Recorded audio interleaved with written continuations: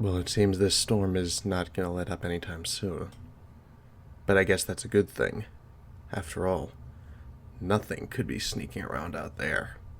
At least nothing sane. Well, I guess we should continue our story then, shouldn't we? Hello, welcome back to the Wolf's Corner. Now we are going to return to the final stages of the Badab War. Last I left you, we had just discussed how the tyrant of Badab had managed to win a great victory, but in doing so, he cost himself perhaps everything. After the tumultuous events surrounding the failed invasion of the PRS system and the unknown status of the Executioner's chapter, the Badab War entered a new and uncertain era. The secessionists were at their lowest ebb during the conflict, and the Loyalists hadn't fared any better after the substantial losses they had sustained in the recent campaign. They were in no position to exploit their enemy's weakness, nor press their attack. The aftermath of the invasion to the mid-divisions of 1912 became known as the Silent War, as it was composed of hundreds of small-scale engagements, many of which were all but unreported and unknown.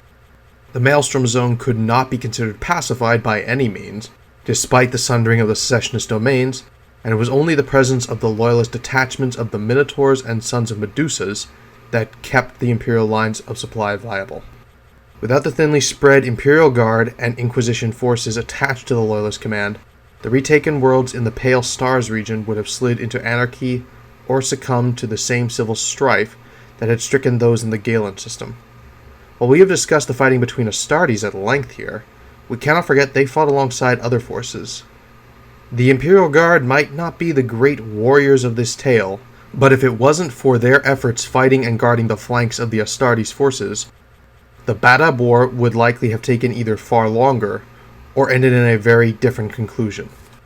Soon Loyalist command received word that the Tyrant's forces were falling back to the Badab system, stripping the defenses from worlds such as Isen and Decapolis, abandoning them to their fates.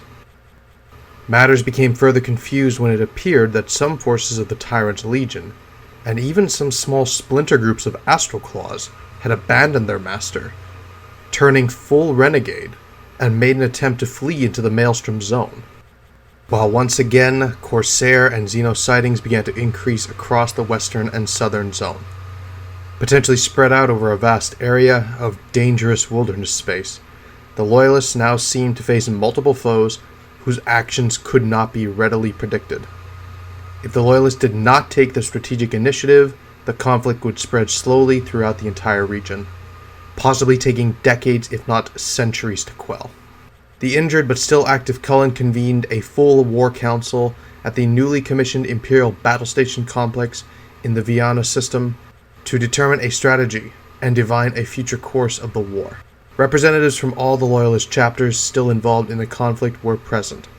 Cullen's own Red Scorpions, the Salamanders, Minotaurs, Exorcists, Carcharodons, and Sons of Medusa. The Firehawk's master, now ailing Stibor Lazarek, was also summoned as an equal, despite reservations held by others. Some stain of blame and suspicion of dissent still persisted among some of his equals. No surprise, given that the Firehawks had tried to start this whole conflict because of Lazarek's pride and his petulance at being refused a simple honor. Inquisitorial legate Frayne, whose voice was that of the High Lords in the Council, served as arbiter, and at Frayne's personal invitation, a deputation of the Archmagos of Angstrom was also received, and now welcomed as allies to the Loyalist cause. Frayne brought news to the Council that the Mantis Warriors chapter had finally submitted themselves before the Legate's authority to avoid the utter destruction of their worlds. No surprise given what the Carcharodons had done to them. But he brought ill-omened news as well.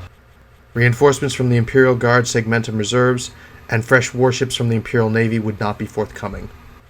Other wars and conflicts were dragging their forces away, and worst of all, the Tyranid threats were pressing against the Imperium's borders, alongside other Xenos forces that were rising, especially in the galactic east. All these claimed priority on anything that might have been sent to aid the Loyalists in the Maelstrom Zone. However, the darkly reputed Star Phantoms were en route at full chapter strength and would be with the Loyalists by the year's turning. You know, I look at these records and I notice that there are quite a few darkly famed, quote-unquote, chapters who took part in this fight. Seems like this conflict had a way of bringing out some of the absolute worst among the Astartes. The Adeptus Mechanicus of Angstrom would provide further aid to the Loyalist cause by granting a bounty of arms and munitions. They also vowed to aid the attack on Badab when the hour of battle came. In accordance with the newly formed strategies, and with the hard lesson of Pyrrhus well learned, the ultimate goal of the siege of Badab would now be delayed until overwhelming forces were available. In the meantime, an enhanced blockade and watch would be maintained there while the Maelstrom Zone was brought under heel. The Firehawk's immense fortress monastery, Raptorus Rex, was brought to the Pyrrhus system to form the linchpin of the reinforced blockade. But when they arrived in system, they found Curatus Secundus was ravaged and near lifeless, and Yarrow Station had been gutted, and was now famine-stricken by its former Astral Claw's masters, and left to their fate. The Firehawk's wrath sealed said fate with a protracted orbital bombardment. The Kakaradons were recalled from the Endymion cluster after they completed their work in accordance with the Mantis Warriors' surrender agreement. The Kakaradons' large fleet, along with ships from the Exorcists and Sons of Medusas, were assigned into small battle groups alongside Imperial Navy scouting vessels and dispatched on independent hunter-killer missions throughout the Maelstrom Zone. With the Badab War drawing to its bloody conclusion, there remained a few major matters to settle. This was especially true in regards to the executioners. It soon came to pass that the Sons of Medusas and Kakaradons began to coordinate their efforts to hunt down the elusive chapter. They had discovered what they believed was their center of operations in the Dene Stellar Drift, and they intended to prosecute a campaign of annihilation against them. As skirmishes and clashes between them began to escalate, Salamander's captain, Pallas Mirsan, was deeply troubled. The executioners had acted with honor during the war, and moreover, he felt his own chapter owed them a debt not easily repaid following the events of the Red Hour. Renewed by the arrival of the Salamander's vanguard cruiser Obsidia and a half-company of battle brothers freshly returned from the Segmentum Solar, Mirsan took it upon himself to seek out the leader of the executioners, Thulsa Kane, and attempt a parley and negotiated end to the executioner's role in the war. Questing along the Maelstrom Zone's southern periphery for several months, the Obsidia rushed in response to reports of battle at the fringes of the Eridian Cataract. There they found the executioner's battle barge, Phaeton's Wrath, and the infamous Night Hag, hunting down two damaged Sons of Medusa strike cruisers in the dense asteroid field and dust clouds of the turbulent star system. Without a second thought to his own ship's safety, Captain Mirsan set his vessel between the two warring sides and deactivated his ship's weapons. He then demanded an honorable discourse between brothers took place. The Loyalist forces faced a tense standoff, coming to the brink of warring amongst themselves, but Mirsan was successful in forcing both sides to stand down. He then negotiated the Sons of Medusa's departure and the executioner's ceasefire, bringing the Night Hag with Kane aboard under the Salamander's own personal flag of safety to formal parley with the Loyalist command. Though shadowed with the warp echoes of prowling Kakaradon warships en route to Crow's World, they were not attacked. The Kakaradons might have wanted to draw blood, but under the protection of the proud and equally formidable Salamanders, even these savage killers would not dare attack. Many on the Loyalist side had a mind to arrest or even slay the executioners on sight, but the voice of Mirsan, a respected representative of his chapter, was not so easily dismissed. Nor were the likely consequences should blood be shed dishonorably at this time. Seeing the strategic wisdom of being able to remove a dangerous and unpredictable chapter bloodlessly from the war, Cullen acquiesced to Mirsan's proposals in regard to the executioners. But the Magister Militum added a few caveats of his own.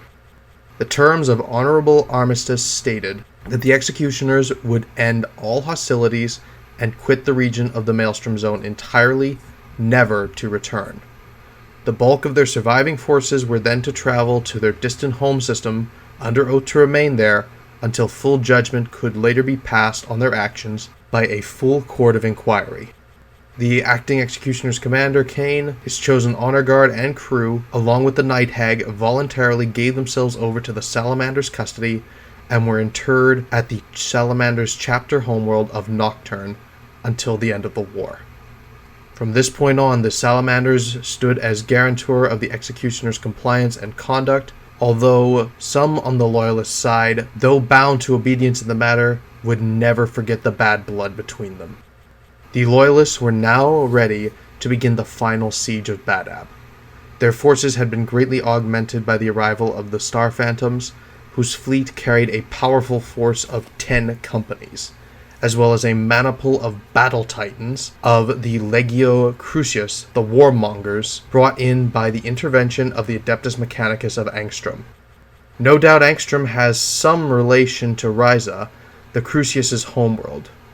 That is the only way I could see such a force coming to fight in the Badab War.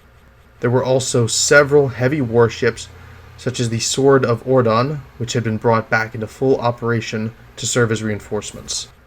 The initial attack itself would not be easy, as the Loyalists first had to break the infamous Ring of Steel, which held sufficient firepower to hold off almost any fleet of attackers, turning the void between its planets into a deadly maze of minefields and interlocking fire zones. But the Loyalists' High Command had come up with an unorthodox plan to counter this threat with minimal losses, which would allow for an immediate planetary assault. The key to this plan was twofold, and it relied both on the arcane arts of the Magos of Angstrom and the effects of the tyrant's own growing paranoia. The greatest vulnerability of the Ring of Steel was that it was largely static. The positions of its various minefields and massively armed star forts were predictable, and what few defense ships and armed vessels of any size Badab possessed were insufficient to turn the tide against a concentrated, localized attack. The heavily defended star fortress orbiting Sigma, also known as Badab 6, was the cornerstone of the outer system's defense. Loyalist spies had discovered that the primary control node had been placed under the control of one of the few subordinates the tyrant still trusted, the infamous captain Corian Sumatras. This was done so that the control of the star forts and minefields wouldn't be controlled autonomously by scores of commanders the tyrant thought unreliable. Taking Sentinel Sigma intact would silence the legendary big guns of the Badab system. This is why any good commander does not place the entire control of all his equipment/defenses in a single place or individual. The Assault Armada entered real space in the Badab system on 317.913, high up on the vertical plane of the planetary system, directly on an attack course for Badab 6. The Armada consisted of no fewer than 6 Space Marine battle barges and 9 strike cruisers, along with 6 other Imperial Navy ships of the line, an Adeptus Mechanicus war caravel, and 84 escorts and strike vessels of various classes. At its vanguard was the Raptorus Rex, behind which, thanks to the Magos of Angstrom, towed a burning stellar core fragment torn straight from the Bale Cascade. As the war machines of Badab sprang to life in response to the threat, it was already too late to prevent what was about to happen. Swiftly reaching terminal velocity, the ponderous Cyclopean bulk of the Raptorus Rex engaged its main drive at maximum power to alter course, straining against inertia to allow the hellish fire of the stellar fragment to pass by it on its collision course with the Sentinel Sigma battle station, while the Loyalist Armada fell into a spearhead formation a safe distance behind. Literally, the Loyalist plan involved using a star as a bomb. Unable to escape the path of the rogue star fragment, soon every weapon on the defense line within range and resolution was trained on the tumbling fireball. Blinded by the light of this new and terrible weapon careening towards them, the weapons of the Ring of Steel could not see, let alone target the oncoming armada. This caused the mines and weapon platforms targeting arrays to set upon each other, setting off waves of atomic detonations through the void. Only at near point-blank range did the defense lasers and arc cannons of the star forts have any effect on the burning matter, causing the fragment to be rent apart in a great wave of energy which washed over Sentinel Sigma, painting its failing void shields with lambent flames and burning through defense ships and fighters in a torrent of destruction. Hard on the wake of the energy storm came the Angels of Death in an unrelenting fury as boarding torpedoes and assault rams smashed into the reeling Sentinel, carrying with them the might of the Sons of Medusa and Exorcists. Soon they were met in deadly combat amid the station's vaults and corridors by battle servitors and the suicidal fury of the vaunted Astral Claw's Second Company and their master, the Arc Swordsman Corian Sumatras. As the boarding action raged, the battle barges Sword of Ordon and the Star Phantom's Memento Mori led a wing of strike cruisers to assault the burned and blinded Starfort network at point-blank range, taking one after the other intact in a series of brutal boarding assaults which left none they found within alive. Meanwhile, the Minotaurs carried out strikes upon the system's other spheres, Badab Secundus and Regil, with brutal efficiency. Lord Asterion Moloch himself hurled the members of Secundus's ruling satrapy from the spire of its oratory cathedral. He did this after impaling the Astral Claw's chaplain, Varna Sabin, to the front of his personal Land Raider as an example to traitors of the fate that awaited them. And I suspect he did not kill him before doing that. Standing atop a mound of broken bodies, Valand Kal, Iron Thane of the Sons of Medusa, communicated to Loyalist High Command that Sentinel Sigma was theirs. He was joined via teleporter by the Adeptus Mechanicus's Lords of Angstrom. They did what Huron and his court had considered unthinkable. Within hours, the Loyalists had subjugated the station's Silica Animus, an AI, and through it, accessed the many machine spirits and weapons slaved to its control. Override and destruction signals were sent out across the void afterwards. This function was only possible because of the possessive paranoia of the tyrant in his effort to control a system so large. In response to the command, the Outer Badab system became a sea of fire. The Ring of Steel had been shattered, and only Badab Primaris and the defenses that encircled it remained. Like I said, placing all command protocols in a single place, or in this case, a single item, never goes well. With the star system now under Loyalist command, deployments of the Exorcists along with the Imperial Navy detachments were put into place to blockade the star system to ensure none would escape what was to come.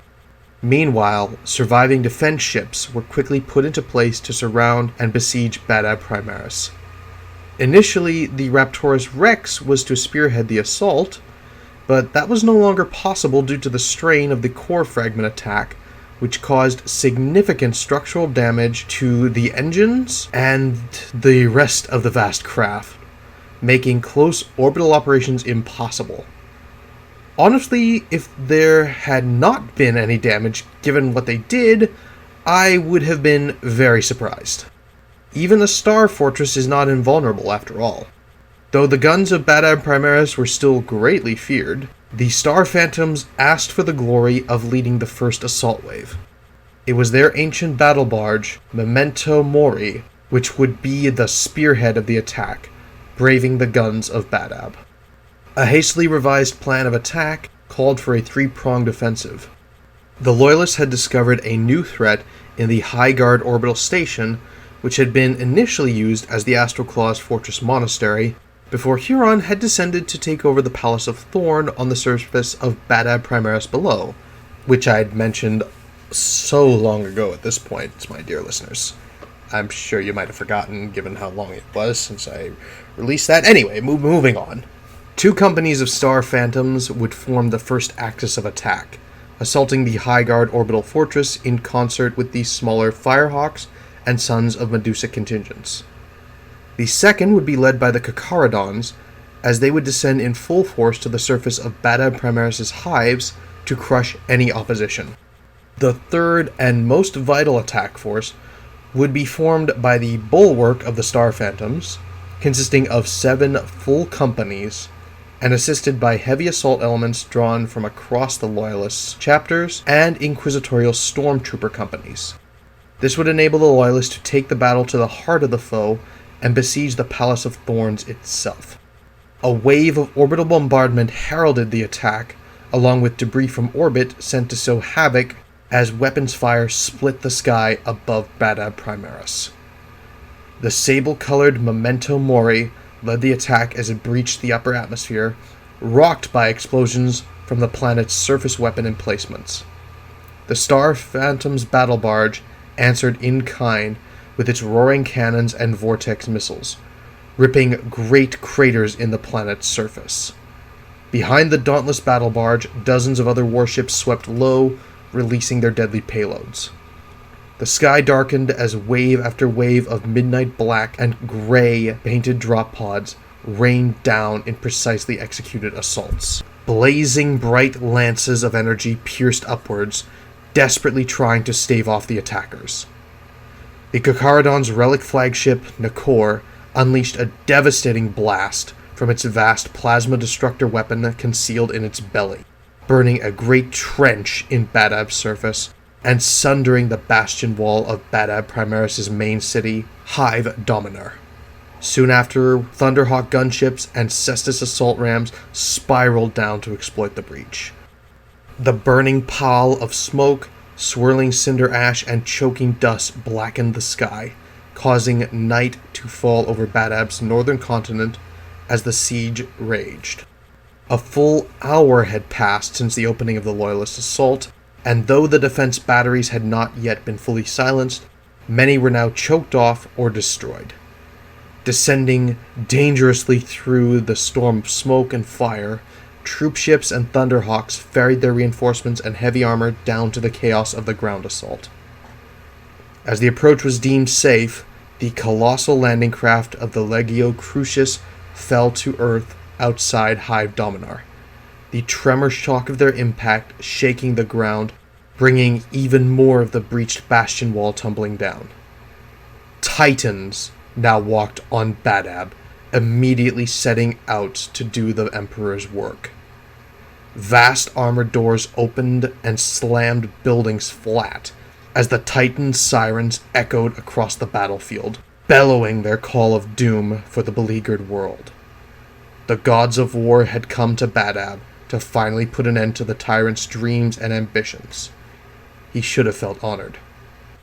Hive Dominar soon became a city of death as the assault moved into its second and then third hour without any sign of relenting.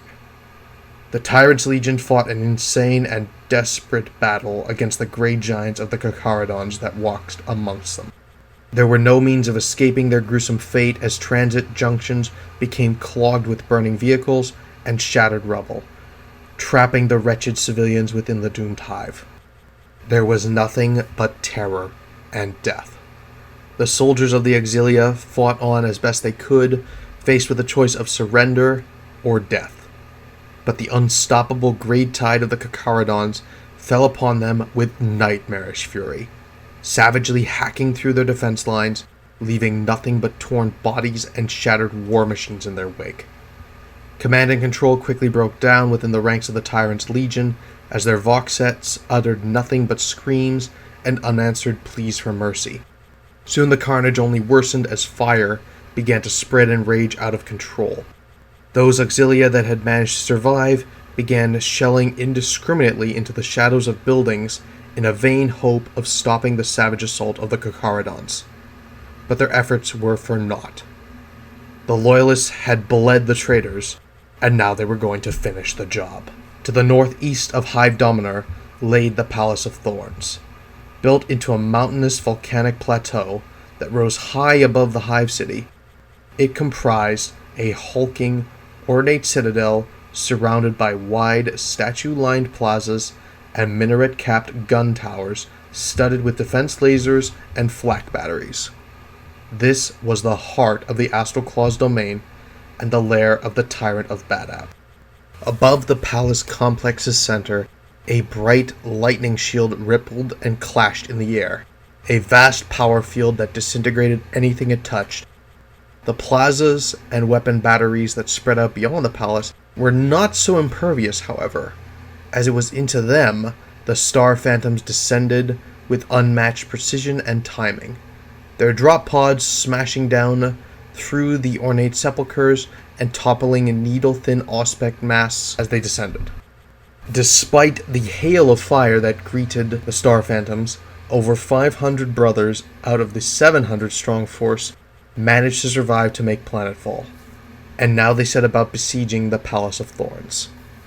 The combat was fierce, as the Star Phantoms encountered cunning death traps and heavily defended gun positions. Brutal, close-range engagements were fought against Astral Claw's assault squads, who counterattacked from concealed sally ports, making the Loyalists pay in blood for every advance.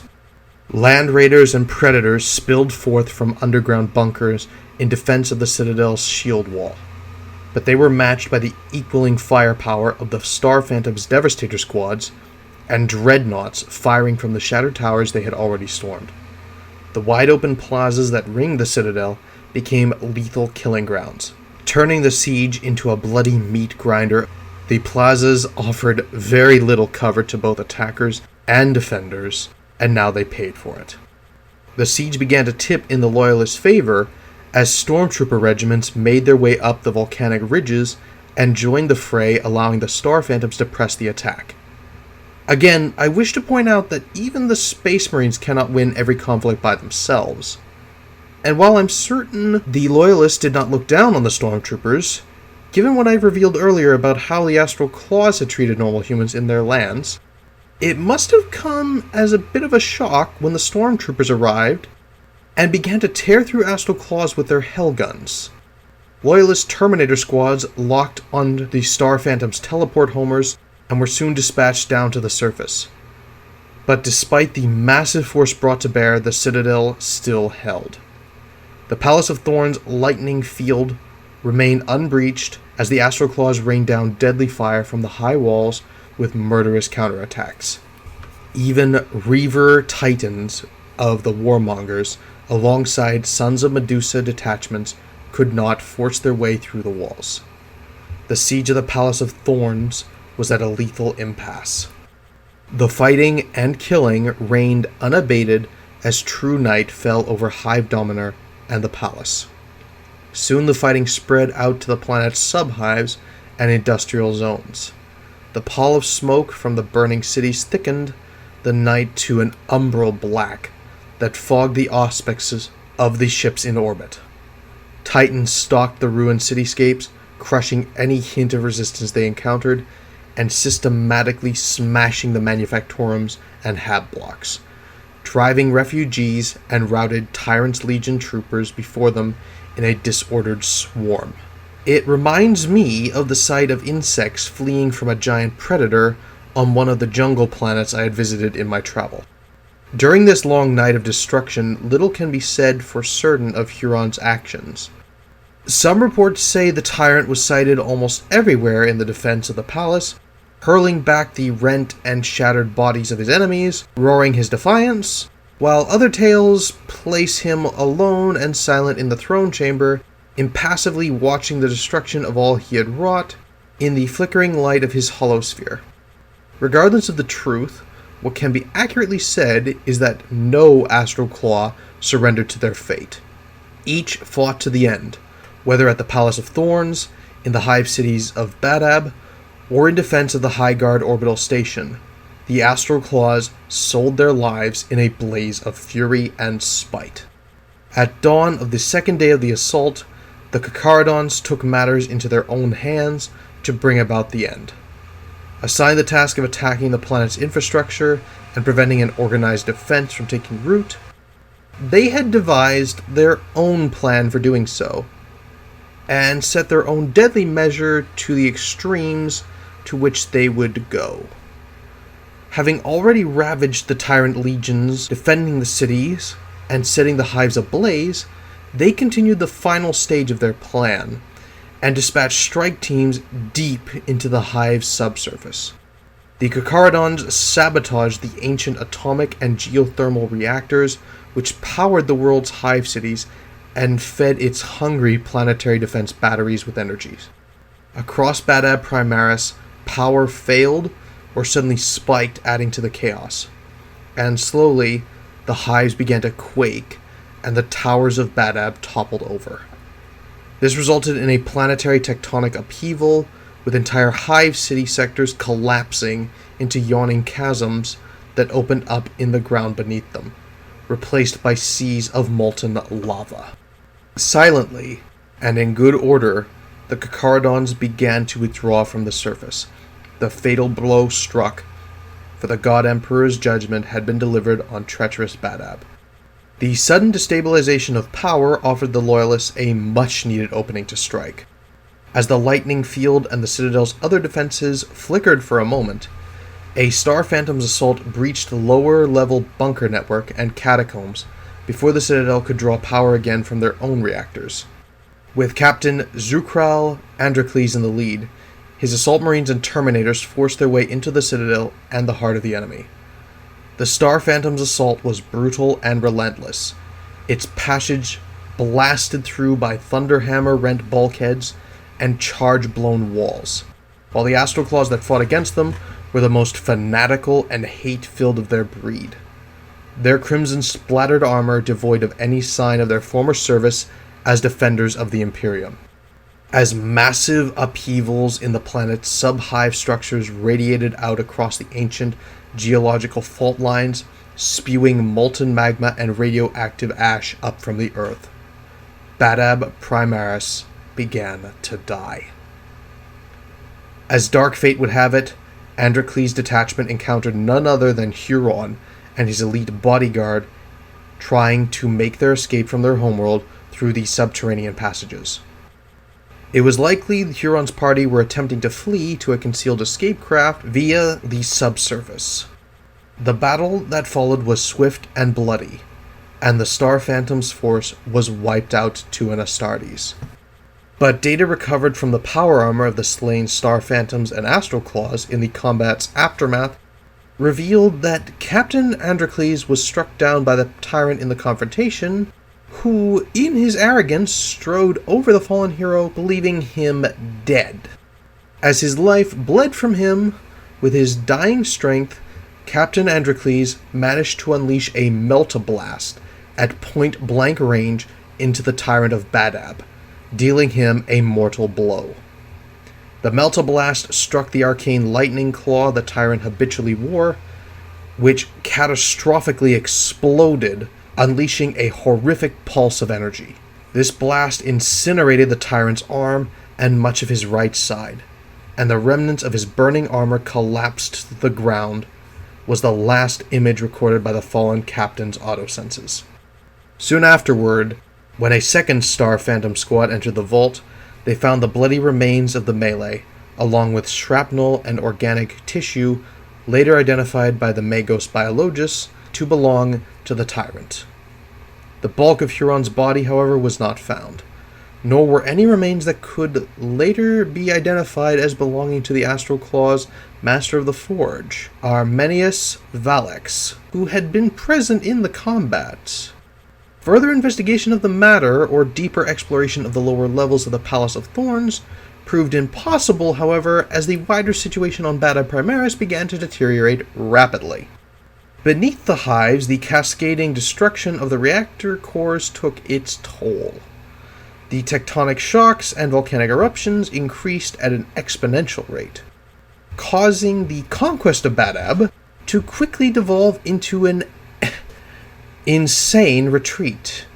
Many were caught in the path of destruction. Vessels of any and all kinds were commandeered by both Loyalist and Secessionist alike, in a desperate effort to flee. In the anarchy and ruin that followed the Hive cities, the majority of the planet's population was estimated to have been exterminated in a matter of days. As confusion reigned in the wreckage-strewn system, several Loyalist transports were also shot down by the Loyalist blockade ships. It was believed then at least one small warp-capable privateer vessel managed to escape the Badab system into the warp. Later intelligence reports suggest that less than 200 Astral Claws were aboard, led by Valthex and carrying their master's broken body. The Badab War was finally over. In the aftermath of the death of Badab Primaris, the remaining secessionists from the Astral Claws, Executioners, Mantis Warriors, and Lamenters were put on trial before a specially convened court of their peers with their very existence at stake. Despite the attempts of Frayne to have the matter placed fully under inquisitorial remit, a conclave of 5 Space Marine chapter masters, whose forces were not part of the conflict, were convened in judgment in accordance with Astartes tradition. Representatives of those that fought on both sides went on to give evidence to the court. Of note was the testimony of Captain Mirsan of the Salamanders, speaking out in eloquent and moving defense of the executioner's honor, if not their actions. Also heard at great length was the now near-dead Master of the Firehawks, Stibor Lazarek, and his bitter calls to eradicate the vanquished foe, without exception, garnered some sympathy from the tribunal. The last to testify was Frayne himself, whose impassioned and wise words called on the assembled chapter masters to weigh both the deeds of men and the will of the Emperor, and heed the judgment of history on them. A unanimous verdict was reached by the tribunal that the Astral Claws were judged to be traitors most foul, and that they were to be declared excommunicate traitoris. They were guilty of taking up arms against the Imperium and deceitfully causing their brethren to do likewise. The court also found that all of those chapters who had taken part in the Badab secession were guilty in breaking with both the Codex Astartes and the ancient covenant with the Emperor that it represented. In punishment, all the Astral Claws in Imperial custody were blindfolded and shackled in dishonor and then put to the sword. It was further judged the other surviving secessionist chapters would have to each undertake a 100-year penitent crusade to atone for their transgressions, and such an act meant that they would not be allowed to recruit new brethren to replace their losses during this time. Their future survival would therefore be left in their own hands and by the grace and benevolence of the Holy Emperor. In addition, the Mantis Warriors would henceforth lose all rights to their ancient domains in the Endymion cluster, with their goods and chattels given over to the Firehawks in perpetuity, and likewise the Lamenters were condemned to surrender reparations in ships and war gear to the Minotaurs. Of course, this had already happened, so all this was simply an official approval of these actions. The Executioners, in contrast, were granted a measure of comparable clemency, and their twin chapter worlds were given over in trust to the Salamanders, and their own successors, rather than forfeited entirely, to be returned to them should they endure their 100-year act of penance and survive. In other words, the Salamanders would steward the Executioners' homes until they came back, if they came back. As for the men and women of the Maelstrom Zone, caught up in a decade of calamity and bloodshed, their lives now belonged to the Administratum. Alongside them were the Adeptus Mechanicus and Inquisition, both of which had their own interests to serve, and all would have their due. Like I said so long ago, many of the people would beg for this treatment that had been given to certain worlds compared to what was coming. For one chapter, though, the rewards were even greater than many others. In recognition for their efforts in the war's brutal final assault, the badly mauled Star Phantoms were given the somewhat Pyrrhic reward of dominion over the once proud Badab sector, along with the task of policing its survivors by edict of the Inquisitor legate. Though the Star Phantoms were now reduced to less than a third of their former strength, ruling over a kingdom of ashes, they had long been a fleet-based chapter after having lost their former homeworld centuries ago. They grasped this laurel of victory as their just and long-labored reward. With the pick of the sector's worlds for their choosing, the Star Phantoms brought their severely damaged battle barge Memento Mori down to the surface of the ice world of Jaga in the Archaea system to serve as their core for a new fortress monastery, and slowly began the process of rebuilding their chapter. With the arrival of a fresh Imperial Navy task force redeployed to be based at Viana, and Administratum auditors emplaced on Sagan, the other Loyalist Space Marines began to depart for their chapter worlds and new wars, as is the life of the Adeptus Astartes. The care of the Maelstrom Zone was now in other hands, and the province of new masters. It was only when the Sword of Ordon, the last of the Loyalist battle barge, was departing Viana on the long voyage back to Zabeus Minoris that news reached the system of a dark fate that had befallen the Tranquility system. Before departing the Maelstrom Zone, the Kakaradon's fleet returned to the Endymion cluster. There, with the agreement of the Firehawks, they struck at the Tranquility system, whose worlds were once the primary recruiting and training grounds of the Mantis Warriors. From these worlds, they harvested an entire generation to renew their own losses, forcing those selected to fight to the death to prove their worth in order to survive in the Kakaradon's brethren. Thus, paid in blood, the Kakaradon's fleet departed, the last known sighting of them made by an explorator augury beacon, which marked them taking course through the warp, ascending the galactic plane into the blackness of the outer void once more. The bloody warriors had taken one final bite out of the Maelstrom's corpse before returning into the inky darkness they had come from.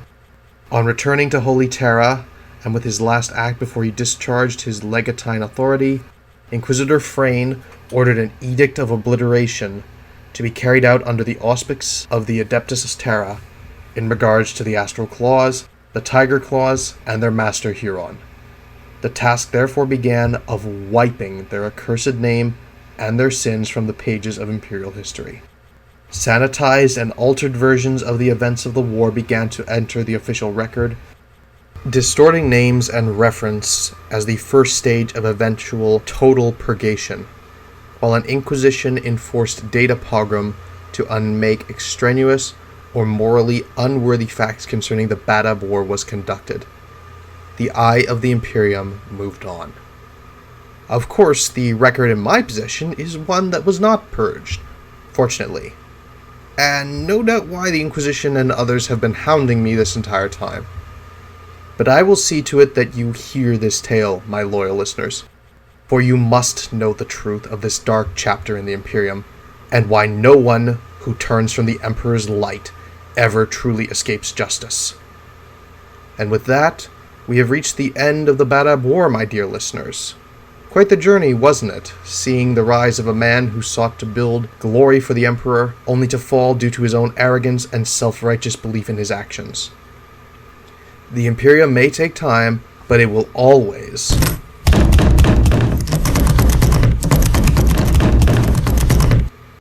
This is Inquisitor Oswaldo Despario. You, traitor, have been judged by the Inquisition and found guilty of sedition and heresy. I offer you this one chance to confess your sins and beg forgiveness from the Emperor's Holy Inquisition. It seems that the Inquisition has finally caught me. If this is to be the end, my loyal listeners, remember that I forever remain Imperial Loyalist Wolf, and I hope you all have